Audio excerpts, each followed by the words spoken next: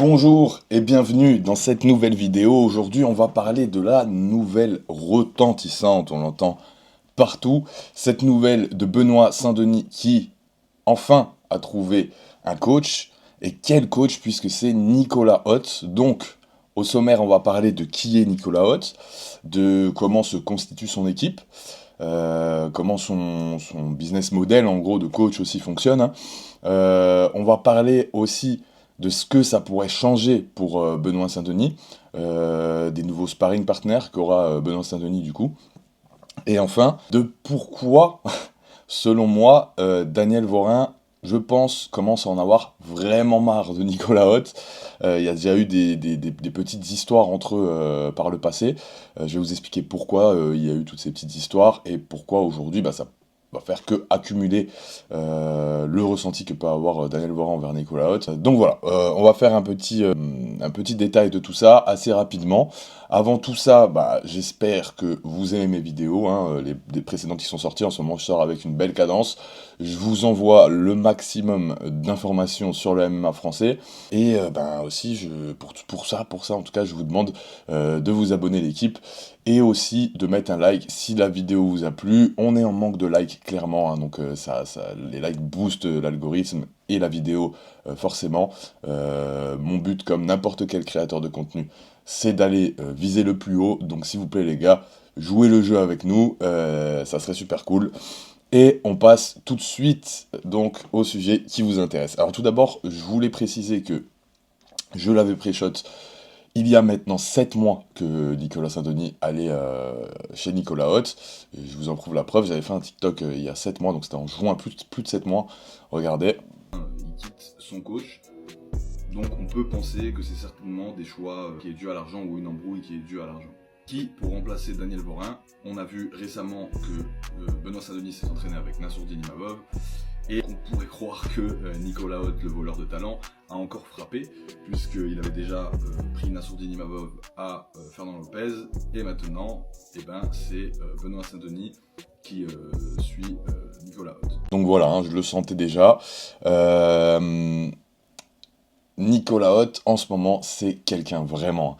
Nicolas Hott, il a récupéré Nassourdine Imavov et il a fait de Nassourdine Imavov un monstre qui a battu 3 top 10 dans la même année, un monstre qui va affronter Israël Adesanya dans quelques semaines. C'est une énorme année pour Nicolas Hott et accepter ce défi de coacher Benoît Saint-Denis qui a eu à un moment donné la plus grosse hype française, hein, donc au même titre que des Cyril Gane et des Cédric Doumbé aussi, médiatiquement parlant en tout cas. Et Benoît Saint-Denis qui a subi 2 défaites d'affilée. Une première défaite où bon, il n'a pas à rougir de cette défaite, c'était contre Dustin Poirier, il avait un staphylocoque, tout ça. Évidemment que cette excuse en fait elle est valable et que c'était compliqué pour lui. Mais ensuite, il y a eu cette défaite contre Moïcano, et là, cette défaite contre Moïcano, le problème n'était pas un staphylocoque, n'était pas le problème de poids, n'était rien de tout ça. Le problème était clairement qu'il n'avait pas de game plan, pas d'équipe solide autour de lui. Et du coup, ce qui lui manquait, c'était un head coach au même titre que Daniel Vorin était un très bon head coach pour Benoît Saint-Denis, la relation fonctionnait bien. Et là, aujourd'hui, son nouveau head coach, du coup, c'est Nicolas Hott. Et quel head coach, hein, je vous ai dit, hein, ce qu'il a fait avec Nassourdine, c'est fou. Ce qu'il fait avec Delphine Benwesh, c'est fou aussi.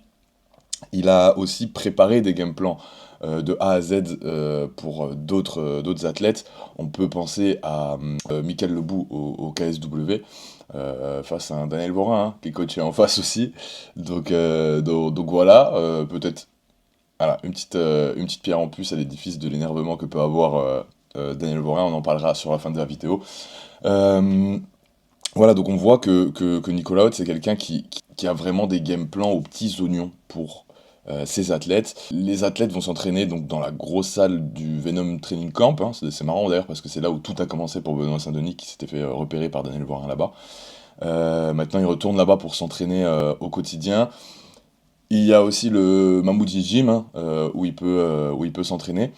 Et du coup, pour ce qui est des athlètes et des sparring partners qu'il va avoir, là il y a des gros noms. Il y a déjà les frères Bouganem. Donc moi je trouve que Yacine Bouganem, même si on parle beaucoup plus de Youssef Bouganem qui est plus hype on va dire, mais Yacine Bouganem je pense que c'est un des meilleurs sparring partners à avoir, bien que beaucoup plus lourd. que Benoît Saint-Denis. Il y a vraiment un striking qui est très très intéressant pour Benoît Saint-Denis parce que c'est un striking qui va dans la bagarre, qui va dans les échanges mi-distance. Et Benoît Saint-Denis, on sait qu'il aime être à la mi-distance, mais qu'il a des problèmes de défense, hein. Il y a une garde beaucoup trop poreuse, pardon. Et avec Yacine Bouganem, il va pouvoir changer ce genre de choses. Il va pouvoir changer aussi, être plus attentif aux contres quand par exemple il s'entraîne avec Patrick Haribora. Donc Patrick Haribora qui à mi-temps hein, s'entraîne au Mamoudi ou au Venom Training Camp avec Nicolas Haute. On va aussi avoir beaucoup de réponses là-dessus.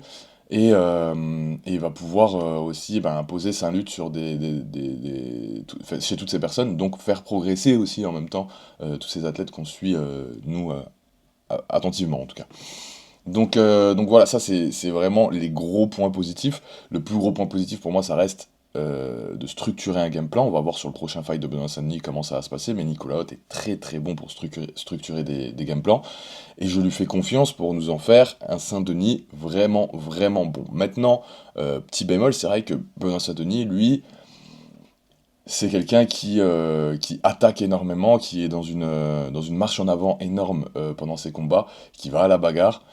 Et Nicolas, c'est peut-être moins sa façon de s'entraîner. On le voit avec Nassourdine Imavov, c'est beaucoup plus technique, c'est beaucoup plus centré-sorti, c'est beaucoup plus changer les zones. Bon, ça, c'est changer de niveau, pardon. Donc, ça, c'est quelque chose que Benoît Saint-Denis fait déjà bien. Donc, ça va être plutôt en sa faveur. Et ça va l'aider aussi à accumuler. C'est-à-dire, Benoît Saint-Denis, aujourd'hui, c'est un très bon lutteur, un bon grappleur.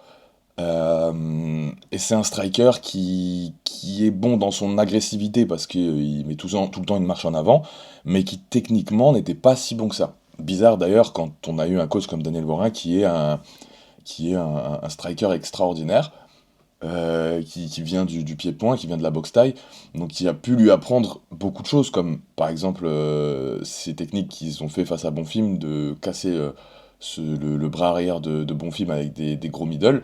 Alors ouais, ça marche de temps en temps du coup, mais par contre c'est vrai qu'il est unidimensionnel puisque c'est un coach de pied-point et que très rapidement il va avoir des problèmes quand ça va aller au sol puisqu'il ne peut pas donner beaucoup trop de détails techniques sur le sol pendant le combat. On a vu, hein, même sur la dernière performance de Mathieu Duclos, moi j'écoutais les conseils du coin, donc de Daniel.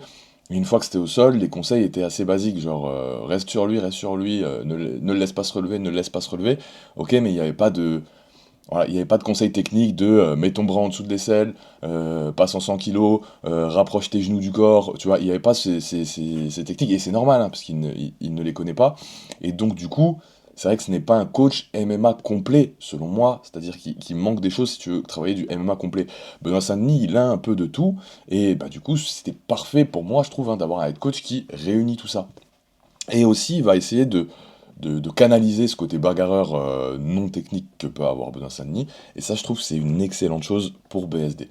Donc honnêtement, que de bonnes nouvelles pour Benoît Saint-Denis sur ce changement de coach. Et ensuite, on va parler maintenant de pourquoi Daniel Vorin et Nicolas Haute, c'est pas la paix depuis un bon moment.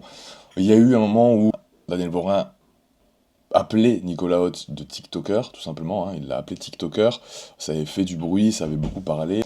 Bon, on se doutait du coup qu'il avait un ressentiment envers lui, et ben ça va pas en s'arrangeant, le ressentiment il est parti, je pense, de Jorik Montagnac, qui a décidé de partir aussi chez Nicolas Haute. On avait eu d'autres échos comme quoi, quand Mathieu Duclos-Leto s'entraînait avec Nicolas Haute, et ben, il demandait à ce qu'il n'y ait pas de photos et tout, parce qu'il avait peur des réactions de Daniel Vorin, donc c'est bien qu'on prouve, enfin, c'est bien qu'il y ait une preuve que Daniel Vorin n'était pas très fan de Nicolas Haute et qu'il ne voulait pas que ses athlètes allaient s'entraîner là-bas. Et aujourd'hui, bon, bah, 6 mois après l'annonce de la séparation entre Daniel Vorin et Benoît Saint-Denis, ben, on voit que Benoît Saint-Denis a choisi Nicolas Haute, et je pense vraiment que ça va faire chier Daniel Vorin.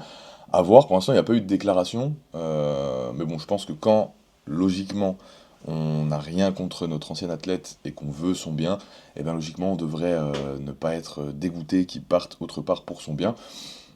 J'espère que ça sera le cas et que ça va pas rajouter encore une fois du clash dans les MMA français, parce que c'est vraiment quelque chose qui en ce moment, ça fait beaucoup et on en a marre d'en voir de tous les côtés. Donc j'espère personnellement qu'il n'y en aura pas plus, et j'espère personnellement que ça va bien fonctionner entre Benoît Saint-Denis et Nicolas Hott. Dites-moi, vous, en commentaire, si c'est une association qui vous plaît, si vous pensez que ça va aider Benoît Saint-Denis, si vous avez peut-être peur que ça soit pas assez ou que Benoît Saint-Denis ait pris déjà trop de dégâts dans sa carrière. Dites-moi tout ça en commentaire. Moi, personnellement, je pense que c'est quelque chose de bien. Comme je l'ai toujours dit, je suis pas persuadé que Benoît Saint-Denis puisse être champion un jour.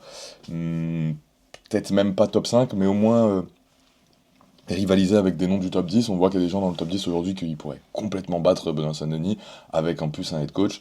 Je pense qu'il peut toujours prendre Moïcano, je pense qu'il peut toujours prendre un Darius. Je pense même qu'il peut aller faire l'exploit, peut-être contre un Fiziev, contre ces gens-là, peut-être même un Hooker. Après, voilà, tout ce qui est Tsaroukian, Oliveira et le cyborg Makachev, j'ai du mal. Après, on va voir, on peut transformer des fois des gens avec de l'entraînement, ça peut devenir des monstres qui prennent 10 à 12 fois leur niveau habituel. C'est ce que je lui souhaite en tout cas. Ça m'a fait plaisir de faire cette vidéo. Merci de participer à l'effort collectif, de mettre ses likes, ses commentaires et de vous abonner. Ça fait super plaisir, ça aide la chaîne et moi ça m'aide à atteindre ces objectifs que je veux pour cette chaîne. Donc je vous en remercie d'avance pour ceux qui l'ont fait et j'emmerde ceux qui ne l'ont pas fait. Merci les gars, ciao, à la prochaine.